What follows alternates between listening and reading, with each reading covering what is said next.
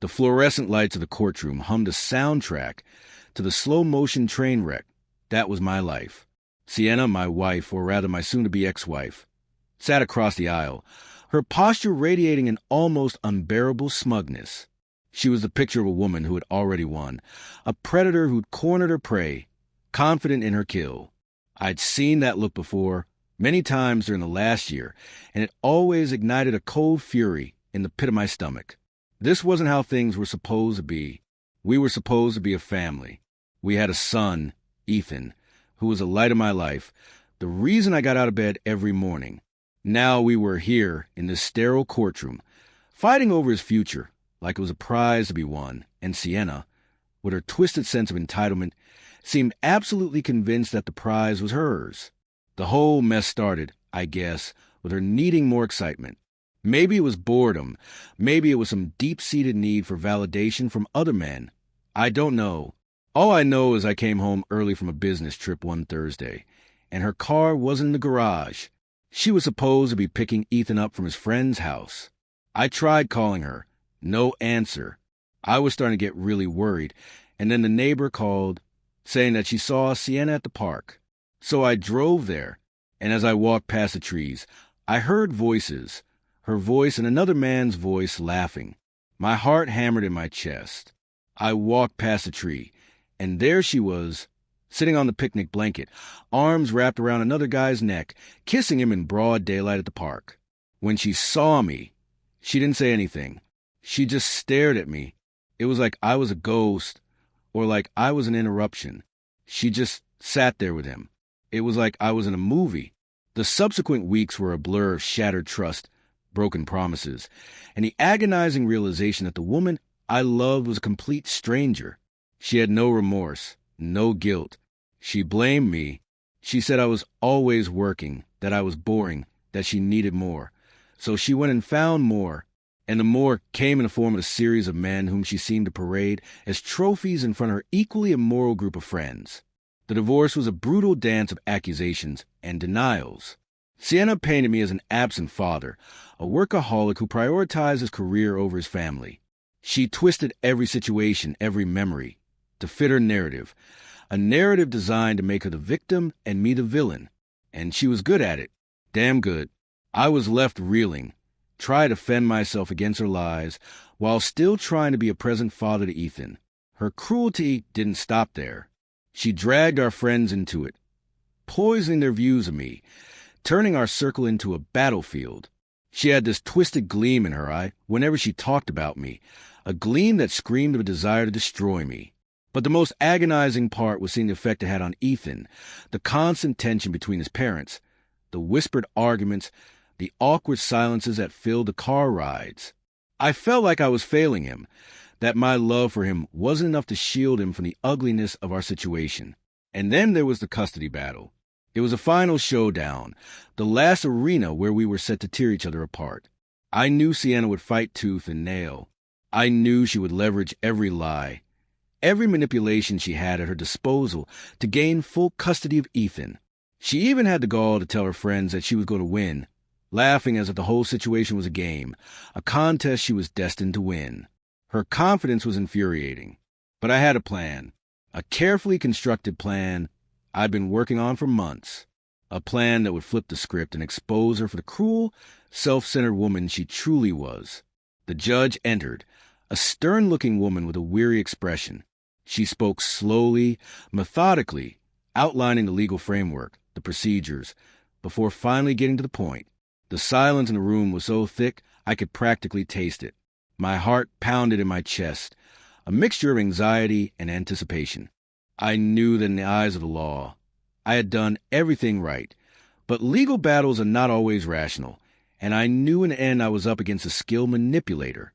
The court, the judge began, her voice echoing in the silence, has reviewed all the evidence presented by both parties, considered the testimonies, and has come to conclusion. She paused, her gaze sweeping across the room and settling on me for a brief moment, a look that seemed to hold a hint of understanding. My stomach clenched. I saw Sienna shift in her seat, a triumphant smile playing on her lips. She was practically glowing with confidence, her eyes darting to her friends in the back of the courtroom, a silent message of victory. I saw them nodding back at her, their eyes reflecting her gloating expression. They had all heard her brags, her promises of the win. The court finds that it is in the best interest of the minor child, Ethan Miller, to reside primarily with the father, Mr. David Miller. The world seemed to tilt on its axis. Sienna's smile faltered, her eyes widening in disbelief. I could see the color drain from her face as the words hung in the air like a death sentence. The judge continued, outlining the details of the custody agreement, the visitation schedule, her voice a steady drone in the sudden chaos of my ex-wife's mind. But I could no longer hear her. All I could hear was my ex-wife's friends gasp and start whispering, their expressions of shock mirroring her own. I watched mesmerized as Sienna's face crumpled, her jaw dropped open, and her hand flew to her mouth as if she were physically ill.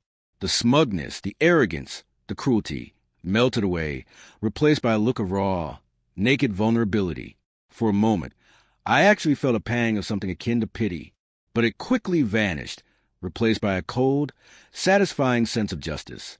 But it wasn't enough. Not yet. I needed her to understand. I needed her to see the consequences of her actions. As the judge was wrapping up, I stood up and walked to Sienna.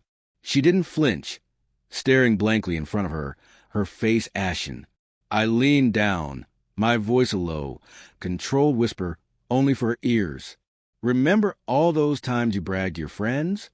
I asked, my eyes never leaving hers. She did not respond, her eyes glazed over as if in shock. Remember all the lies you told? The things you said about me? How you were going to win? She flinched, the question pulling her out of the stupor. She looked at me, and a single tear fell down her cheek.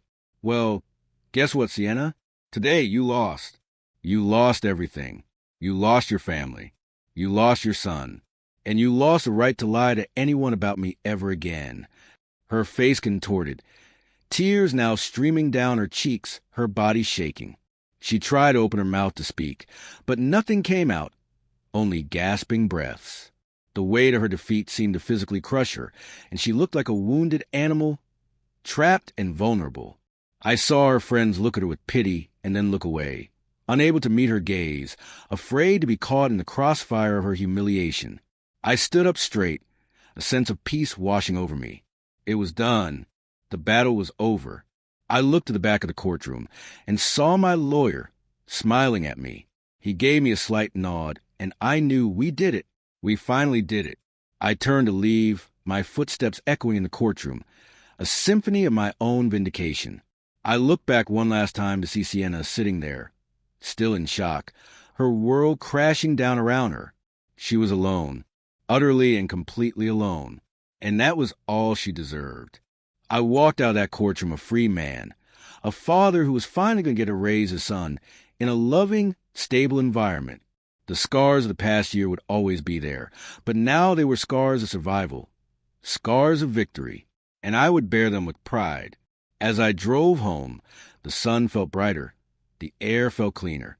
I called Ethan and told him I was coming to pick him up. Really? He yelled excitedly. Yay! Can we get ice cream? I smiled, the first genuine smile I'd had in a long time. Absolutely, son. Anything you want. Sienna is still around. She's still technically Ethan's mother. She's not completely gone from our lives, but her visits are monitored, and she has no say in how Ethan is raised. She has lost her power over us. She's been humbled, and in her eyes, I see fear. A fear that she will never again hold power over anyone, and a fear that no one will ever respect her again. It is a fitting end for a woman who thought her lies and manipulations would go unpunished. For me, it was a very satisfying revenge. And now I have my son, and that's all that matters. So guys, if you all liked today's story, please like the video and subscribe to our channel. And don't forget to press the bell icon. Thank you for watching.